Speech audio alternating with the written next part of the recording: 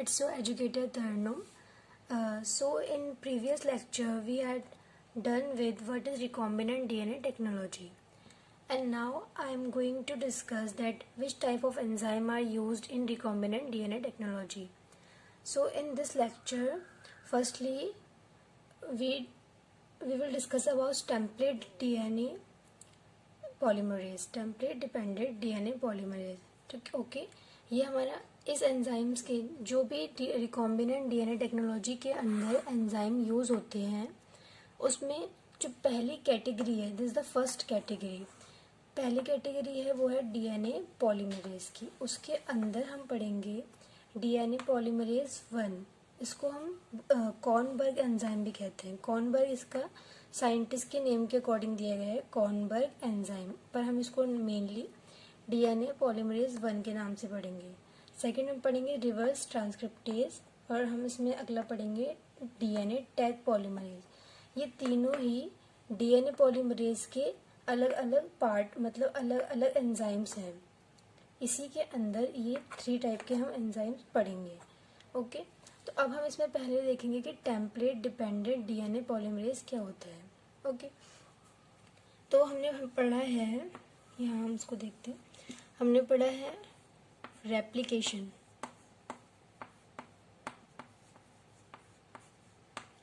Replication का मतलब होता है डीएनए का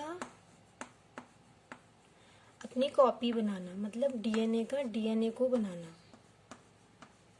इसको हम डीएनए का प्रतिकरण भी कहते हैं। ठीक है, तो इसमें क्या होता है, जैसे कि एक डीएनए है, ये एक डीएनए अपने ये जो इसकी हेलिकल स्ट्रक्चर है इसको ओपन करेगा और फिर इस ओपन स्ट्रक्चर में नया डीएनए सिंथेसाइज हो जाएगा, मतलब 1 से 2। इसका मतलब क्या है, डीएनए से डीएनए का बनना रेप्लिकेशन है। ठीक है, तो ये जो प्रोसेस होती है डीएनए रेप्लिकेशन, इसमें जैसे जैसे एक डीएनए से दूसरा डीएनए बनता है, उसमें क्या होता है, न्यूक्लियोटाइड को जोड़ना होता है। न्यूक्लियोटाइड क्या है, डीएनए की सबसे स्मॉलेस्ट यूनिट है। तो वो न्यूक्लियोटाइड का, यहाँ लिखते हैं, न्यूक्लियोटाइड को आपस में जोड़ना, न्यूक्लियोटाइड को आपस में जोड़ के एक लंबी चेन बनेगी, तभी तो डीएनए बनेगा। तो डीएनए क्या है, न्यूक्लियोटाइड का पॉलीमर है। तो एक एक न्यूक्लियोटाइड को जोड़ने का काम कौन करता है, वो करता है डीएनए पॉलीमरेज। तो ये जो डीएनए पॉलीमरेज हम पढ़ रहे हैं, इसका हमने देख लिया कि फंक्शन कहाँ होता है। इसका फंक्शन होता है रेप्लिकेशन में, डीएनए के रेप्लिकेशन में। जब डीएनए अपनी एक और कॉपी बनाता है उस समय डीएनए पॉलीमरेज का काम होता है न्यूक्लियोटाइडों को आपस में जोड़ना। जैसे जैसे न्यूक्लियोटाइड जुड़ेंगे वैसे ही डीएनए की चेन बन जाएगी। ठीक है,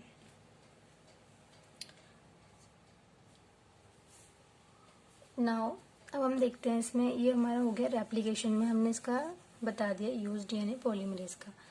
अब देखेंगे ये किस तरीके से जुड़ता है। अब हमें पता है कि जो डीएनए होता है इस तरीके से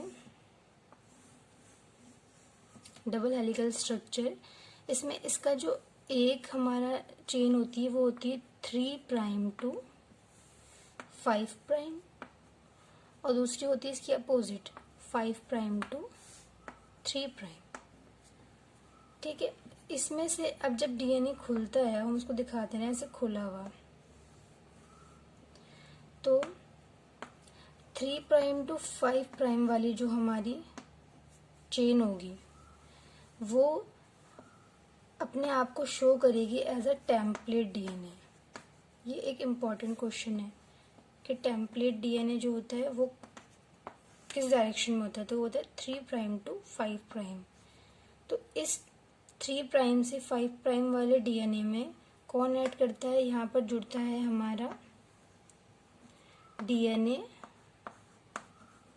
पॉलीमरेज। डीएनए पॉलीमरेज क्या है, ये एक एंजाइम है जो यहाँ जुड़ेगा। कहाँ जुड़ेगा, टेम्पलेट डीएनए के 3 प्राइम एंड पर। ठीक है, तो यहाँ पर कौन जुड़ गया, डीएनए पॉलीमरेज। अब ये क्या करेगा, नए नए न्यूक्लियोटाइडों को जोड़ेगा, छोटे छोटे न्यूक्लियोटाइड ऐसे करके इसमें यहाँ पर ये जोड़ता जाएगा। इसके जुड़ते जाने से क्या होगा, एक नई चेन बनेगी, किसकी, डीएनए की। तो वो जो चेन बनेगी वो कैसे बन रही है, 5 प्राइम टू 3, क्योंकि नीचे वाली क्या थी 3 to 5, तो ऊपर वाली क्या बनेगी 5 to 3। तो ये क्वेश्चन ध्यान रखना है कि जो डीएनए पॉलीमरेज होता है वो जुड़ता तो 3 प्राइम एंड पर है टेम्पलेट की, पर जो नया डीएनए वो बनाता हुआ आगे लेके जाता है वो हमेशा बनता है 5 to 3 प्राइम पर। ठीक है, ये बहुत इम्पोर्टेंट है कि जो डीएनए पॉलीमरेज होता है वो डीएनए की सिंथेसिस करता है 5 to 3 प्राइम डायरेक्शन में, 5 to 3, और जुड़ता कहाँ है 3 प्राइम पर, किसके टेम्पलेट डीएनए के। ओके,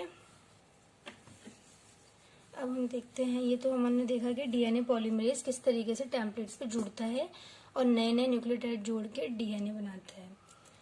अब एक चीज़ और होती है, जैसे कि ये था हमारा 3 to 5 टेम्पलेट डीएनए, इसमें कौन जुड़ा पॉलीमरेज, इसने क्या कौन सी चेन बनाई ऊपर 5 to 3, मतलब डीएनए की दूसरी चेन बनाई। तो ज़रूरी नहीं है कि हर बार न्यूक्लियोटाइड करेक्ट जुड़े, मतलब जैसे कि यहाँ पे एडेनिन है, यहाँ पे ग्वानिन है, हमें पता है कि ग्वानिन से ऊपर साइटोसिन जुड़ता है और एडेनिन से ऊपर थायमिन जुड़ता है।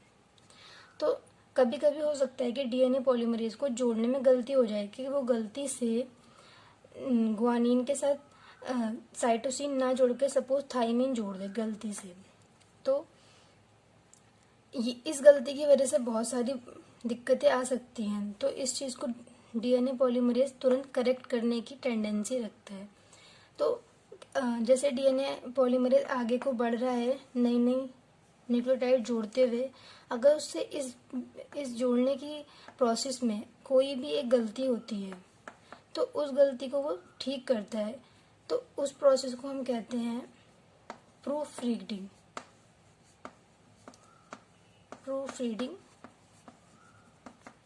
एक्टिविटी। ठीक है, तो ये प्रूफ रीडिंग एक्टिविटी होती है, इसको हम एक्सोन्यूक्लियस एक्टिविटी भी कहते हैं, एक्सोन्यूक्लियस एक्टिविटी भी हम कहते हैं। इसका मतलब क्या है एक्सोन्यूक्लियस एक्टिविटी का, ये कैसे कैसे चलती है।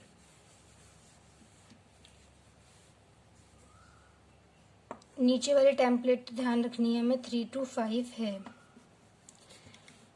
डीएनए पॉलीमरेज यहाँ जुड़ा हुआ है, और जो हमारा डीएनए पॉलीमरेज 1 है इसकी खासियत क्या है कि इसकी जो एक्सोन्यूक्लियस एक्टिविटी है, मतलब गलती को ठीक करने की एक्टिविटी क्या है, वो 5 प्राइम to 3 प्राइम भी हो सकती है, मतलब इस डायरेक्शन में भी अपनी गलतियों को सुधार कर सकता है, वो सीधे जाते जाते भी गलती हुई इसको ठीक कर लेगा, या फिर गलती यहाँ हुई है और वो आगे बढ़ गया है तो वो बैक भी आ सकता है ठीक करने के लिए। तो वो जो उल्टा आ रहा है तब उसकी डायरेक्शन क्या है 3 to 5 प्राइम। तो एक क्वेश्चन ये बनता है कि जो डीएनए पॉलीमरेज 1 है जिसको हम कॉर्नबर्ग एंजाइम कह रहे हैं, वो पूछ लेंगे आपसे कि इसके पास कौन सी एक्सोन्यूक्लियस एक्टिविटी है। तो एक्सोन्यूक्लियस मतलब अपनी जो इसने न्यूक्लियोटाइड जोड़ते समय जो गलती की है उसको ठीक करने की एक्टिविटी इसके पास कौन सी है। तो आप कहोगे इसके पास दोनों डायरेक्शन वाली है कि ये 5 to 3 भी जा सकता है और 3 to 5। ये याद रखना है कि डीएनए पॉलीमरेज के 1, डीएनए पॉलीमरेज 1, ये 1 भी याद रखना है। इसकी मेन टेंडेंसी ये है कि इसकी जो एक्सोन्यूक्लियस एक्टिविटी है वो 5 to 3 भी होती है और 3 to 5 भी होती है, मतलब न्यूक्लियोटाइड जोड़ने के क्रम में अगर इससे कोई एक भी गलती हुई है तो उसको वो ठीक कर सकता है।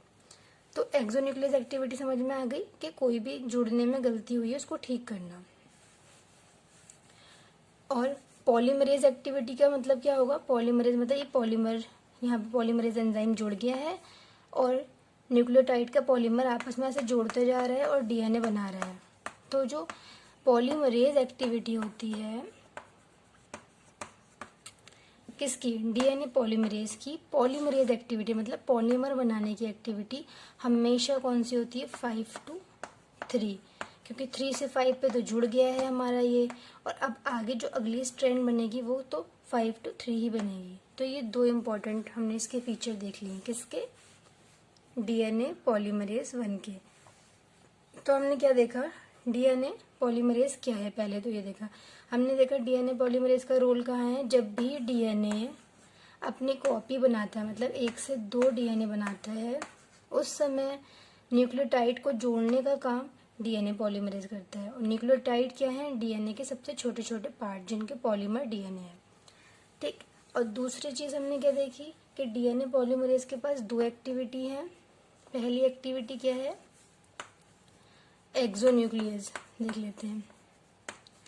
एक्सोन्यूक्लियस का क्या देखा हमने कि ये 5 to 3 डायरेक्शन में भी अपनी गलती का सुधार कर सकता है और 3 to 5 डायरेक्शन में भी। दूसरी एक्टिविटी क्या है इसकी? Polymerase activity. और पॉलीमरेज एक्टिविटी हमेशा कहाँ चलती है? 5 to 3 प्राइम। ये हमने अभी देख लिया है। ओके, तो ये हमने पहला वाला कवर हो गया इसका, डीएनए पॉलीमरेज 1। अब इसका सेकंड देखेंगे हम, रिवर्स ट्रांसक्रिप्टेज। रिवर्स ट्रांसक्रिप्टेज, ठीक है। इसके लिए हम यहाँ बनाते हैं इसको, ठीक है। रिवर्स ट्रांसक्रिप्टेज का मतलब क्या है? नॉर्मली हमने सेंट्रल डोग्मा पढ़ा है। सेंट्रल डोग्मा ऑफ लाइफ क्या है कि डीएनए से बनता है आरएनए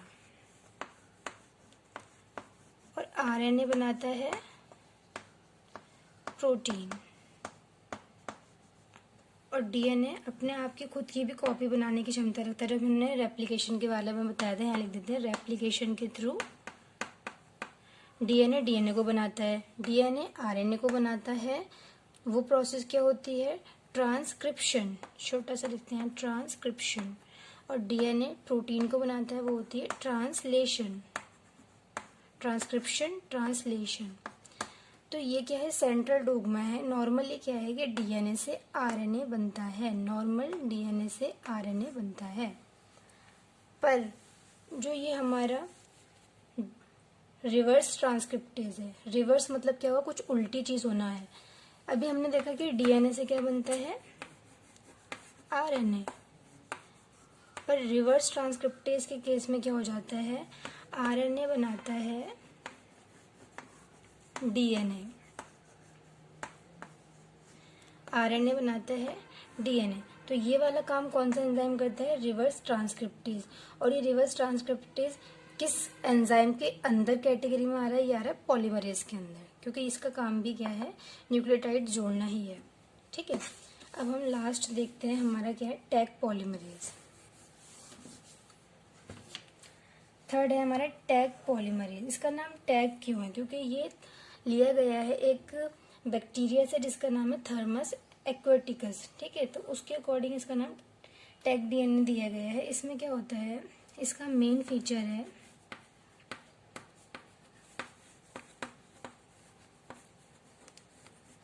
कि ये अपना वर्क करता है सबसे ज़्यादा अच्छे तरीके से 72 डिग्री सेल्सियस पर। और अगर इसमें टेम्परेचर 95 डिग्री सेल्सियस भी दिया जाए तब भी ये अपने स्ट्रक्चर ख़राब नहीं करेगा, बल्कि इसका फंक्शन सेम ही रहेगा 95 डिग्री सेल्सियस पर भी। तो नॉर्मली क्या है? जितने भी एंजाइम्स होते हैं वो सब क्या है? प्रोटीन है। सारे एंजाइम प्रोटीन्स हैं। और अगर हम प्रोटीन को थोड़ा सा भी टेम्परेचर हाई कर देते हैं, 37 या 40 से अबव करते हैं, तो प्रोटीन डीनेचर हो जाएगा, तो उसका काम खत्म हो जाएगा। पर ये एक ऐसा एंजाइम है टैग डीएनए पॉलीमरेज जो इतने हाई टेम्परेचर पर भी अपना वर्क अच्छे से करता है, इसलिए यहाँ पर इसको यूज करते हैं टैग डीएनए को, ठीक है। और ये किससे गया है? बैक्टीरिया से।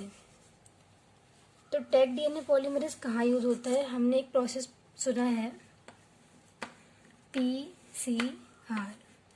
पीसीआर का फुल फॉर्म क्या है? Polymerase chain reaction. इसमें हमने पता है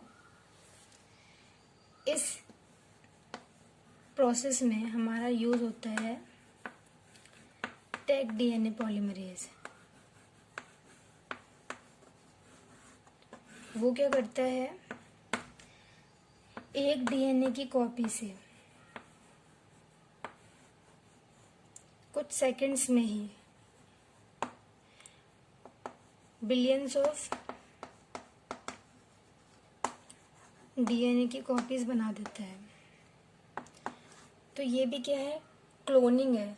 जैसे हमने पहले पढ़ा था कि एक बैक्टीरिया होता है, बैक्टीरिया से 1 से 2 बनते हैं, 2 से 4 होते हैं, तो उनके अंदर जो डीएनए होते हैं वो भी डिवाइड होते जाते हैं। तो जितनी नंबर ऑफ कॉपीज बैक्टीरिया के होंगे उतने ही डीएनए भी बनेंगे। वो भी क्लोनिंग थी, पर उस क्लोनिंग के लिए हमें क्या चाहिए था, कोई बैक्टीरिया या कोई सेल चाहिए थी। पर ये जो प्रोसेस है पीसीआर, इसमें भी हमारा क्या हो रहा है कि बहुत सारे डीएनए की कॉपी बन रही है, पर इसमें कोई भी हमें सेल नहीं चाहिए।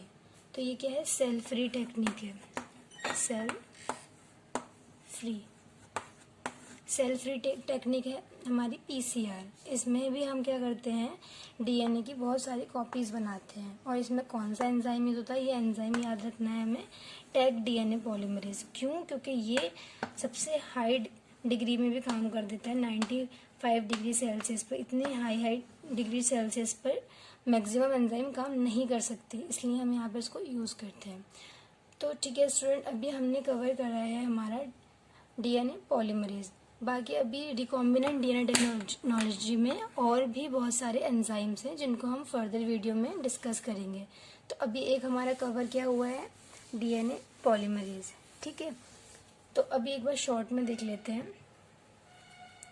हमने कल डिस्कस कर लिया था कि रिकॉम्बिनेंट डीएनए टेक्नोलॉजी क्या है। उसमें हमने देखा था कि 2 डीएनए को आपस में जोड़ करके एक न्यू डीएनए बना लेना, जिसका फर्दर कोई अच्छा इम्पोर्टेंट यूज़ हो।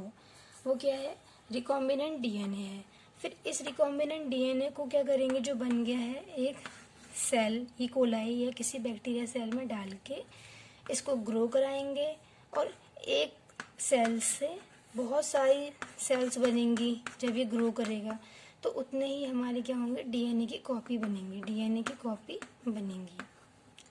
तो ये सारी प्रोसेस हमने पढ़ी थी कि ये क्या है, डीएनए रिकॉम्बिनेंट डीएनए टेक्नोलॉजी है। अब हमने देखा कि इसमें बहुत सारे एंजाइम भी चाहिए होते हैं। कल हमने डिस्कस की थी रेस्ट्रिक्शन एंजाइम, लाइगेज एंजाइम। आज हमने पॉलीमरेज भी पढ़ लिया। तो ऐसे ही अभी आगे आप और भी देखोगे।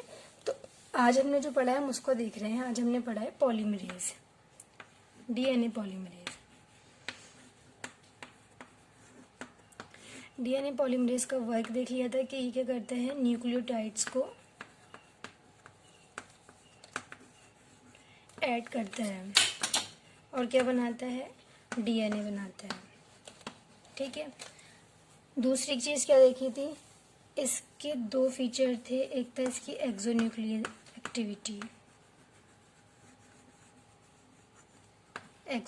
एक्टिविटी, डीएनए पॉलीमरेज 1 की। उसमें क्या थी, 5 प्राइम टू 3 प्राइम भी हो सकती है और 3 प्राइम टू 5 प्राइम भी। एक्सोन्यूक्लियस एक्टिविटी से क्या मतलब बताया था कि अगर न्यूक्लियोटाइड जोड़ते समय कोई भी एक न्यूक्लियोटाइड गलत जुड़ गया है तो उसको वो वापस हटा सकता है, अपनी गलती को वो ठीक कर सकता है। वो इसकी दोनों डायरेक्शन में चलती है। दूसरी एक्टिविटी क्या है इसकी, पॉलीमरेज एक्टिविटी। पॉलीमरेज एक्टिविटी का मतलब है न्यूक्लियोटाइड के पॉलीमर को आपस में जोड़ने की एक्टिविटी, और ये हमेशा 5 टू 3 प्राइम ही होती है।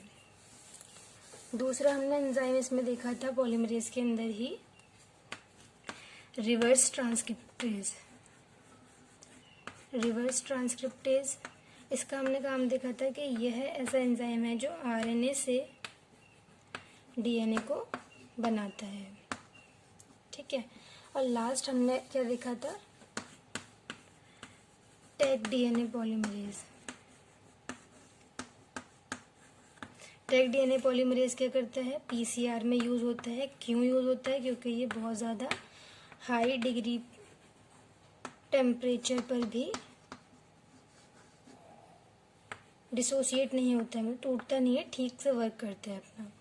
ठीक है, और क्या है इसके बारे में, टैग डीएनए पॉलीमरेज के बारे में, कि इसकी भी जो न्यूक्लियोटाइड को ऐड करने की पॉलीमरेज एक्टिविटी है 5 टू 3 होती है। ये हमें हमेशा याद रखना है कि पॉलीमरेज एक्टिविटी हमेशा 5 टू 3 ही रहेगी इसमें। और इसमें दूसरी चीज़ क्या है, टैग वाले में, टैग डीएनए पॉलीमरेज में, कि इसमें एक्सोन्यूक्लियस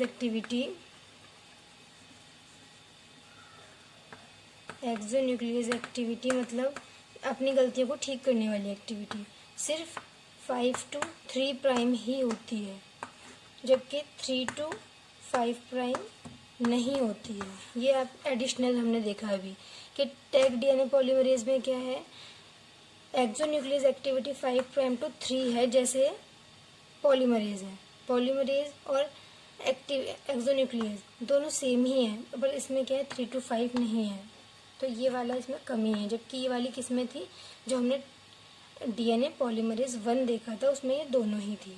ओके, ठीक है। फिर तो आज हम इतना ही डिस्कस करेंगे, आगे फर्दर हम अलग अलग एंजाइम्स के बारे में देखते हैं। Okay, thank you guys.